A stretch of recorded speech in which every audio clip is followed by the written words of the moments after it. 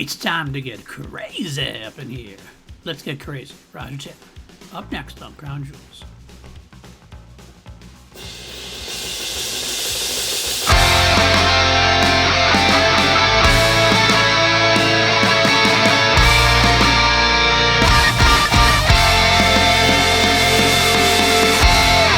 Hello there. I am PLD here at the PLD Project Network, and welcome to Crown Jewels, the podcast where I take you on a journey through the entirety of the Queen catalog, track by track, version by version, through the entirety of Queen, solo albums, everything above, as we listen to each version to try to figure out which version is the titular Crown Jewel version, the best version that we can slide into an ultimate playlist. And I rate the song on a scale of 1 to 11 because we always turn things up to 11 here on PLD Projects. Let's get crazy. The song was written by Roger Taylor, featuring Roger on vocals, guitars, bass, drums, and keyboards, and David Richards on additional keyboards. This also, like Feature Management, was released as a single, this time in the United States, in Japan, and Australia. Unfortunately, it did not chart anywhere.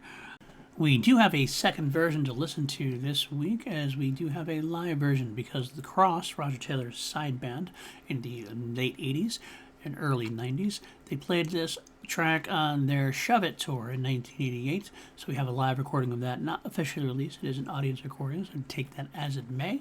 But we're going to listen to both versions, the album version and the live version, to determine which one is better. How are we going to do that? Well, if you look into the show notes, you'll see there's a link to a Google Doc. On that Google Doc will be links to YouTube versions of every version we're going to listen to, or every version I have. In this case, I do have both. So when I tell you to pause with me, I'm going to have you do that. You're going to go down, click on that link, listen to the version we're going to talk about, come back, and then we will, in fact, talk about it. So let's get right into it. Pause me, find the album version of Let's Get Crazy, and then come back and we will talk about it.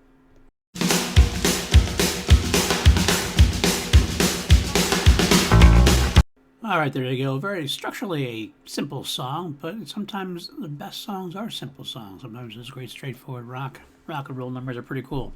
I like that it starts out mid-beat, almost like they started recording it just a little too late, almost like they made a mistake. I don't know if it's actually a mistake or if they actually just decided to cut it there. I don't know. Either way, it feels like you're getting right in the middle of it. Bass, again, is pretty thick sounding. I do like that kind of like groove and bass it has going on. It's a much more straightforward rock and roll track compared to like Future Management, for example. Roger has a nice little Elvis-y sound to his voice at times. You don't even use the mama. Things of that nature. It's not really rockabilly, though. It's definitely got that early Elvis feel, though. It's a catchy groove, and I love Roger's vocals in this one. Let's get crazy!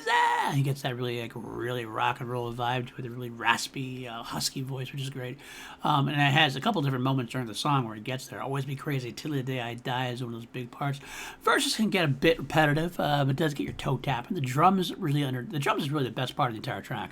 It's really got this like rolling drum beat, which is a very Roger signature style. He loves that kind of rolling feel where it's almost like off the beat but not quite, and it keeps it going, keeps the rhythm with it going, kind of the whole thing kind of flows into each other. Then you get that great drum break right at the middle. Tell you, baby, you won't feel no pain tonight. All right, and boom, it's kind of like almost like, you know, In the Air Tonight, that kind of like big like boom drum sound kind of thing. It's not like anything like spectacularly like amazing technically, but it's just got that big power feel, like he's building with it. And then it goes into that ending, which I will admit, if I have to criticize the song at all, it does get more repetitive after that. This part just kind of repeats ad nauseum. Let's get crazy tonight. The vocals do get riled up more and more as it goes on, so that kind of make it a little more entertaining and more invigorating. But it is definitely the same type of thing over and over again. But you know, it's a pretty good track. It's a pretty fun track. It's a great driving track. I'll tell you that much. Okay, before I judge it, before I rate it, let's go listen to the live version from The Cross in 1988 from Leeds.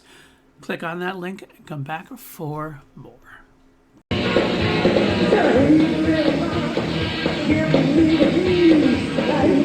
And there you have it. It's very unfortunate we don't have a soundboard quality version or officially released version or anything like that. In fact, the audio recordings from The Cross tour are not spectacular. In fact, I'm not even sure.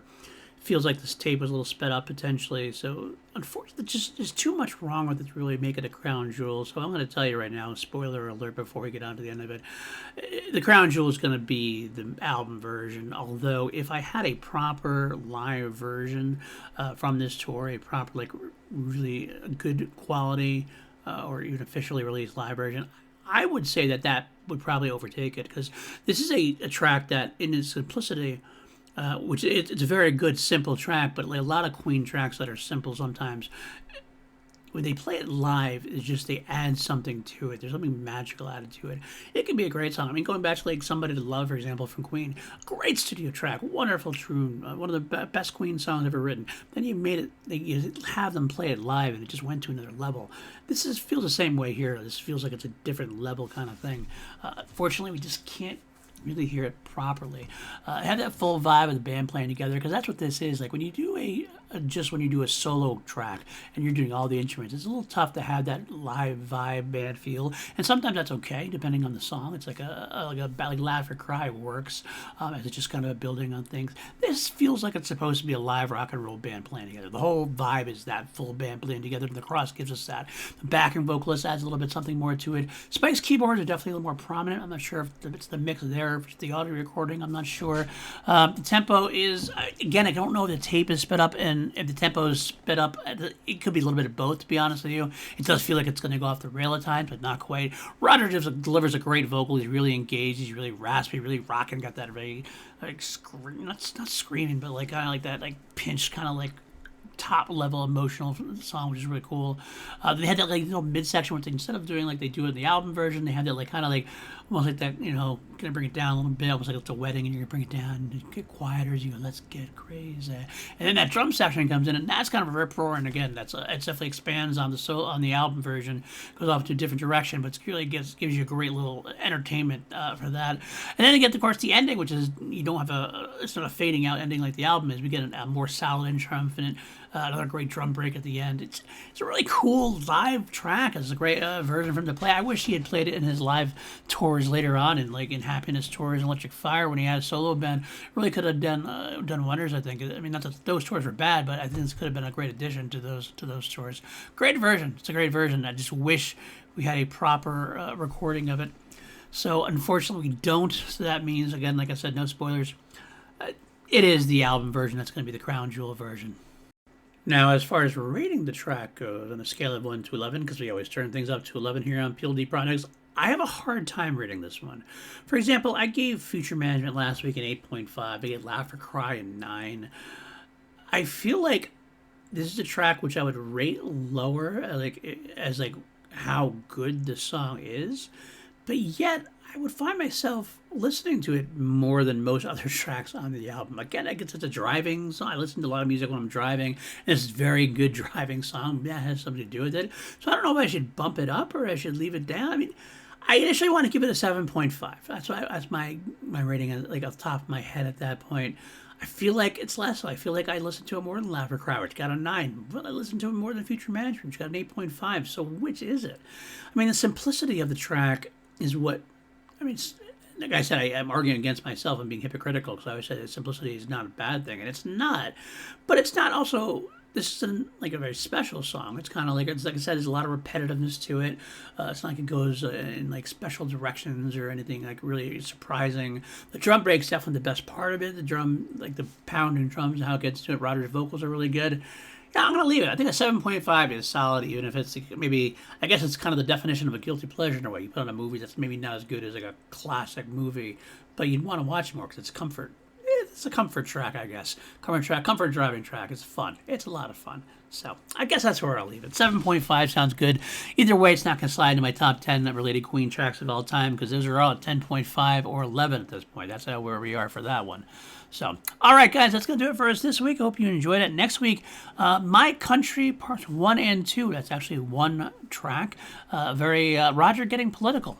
Something that Queen as a band often shied away from. Roger tends to be more political in his songwriting, so we'll dive into that for sure. If you like this, hit that like, subscribe, comment. If you're listening on the audio feed, and leave that 5-star review. We have a Patreon, patreon.com/PLDProducts, where I put these videos up early, so for your listening and viewing pleasure. Usually, sometimes as much as 3 or 4 weeks in advance before they get released to the main channel. But I get it if you can't. Membership as well. I get it if you can't. I completely understand. You can help us out in other ways. Like I said, sharing, liking, commenting, all that stuff does help out quite a bit. And yeah, we'll see you next week for My Country 1 and 2. Let's get crazy, and I'm going to go to sleep now. Bye.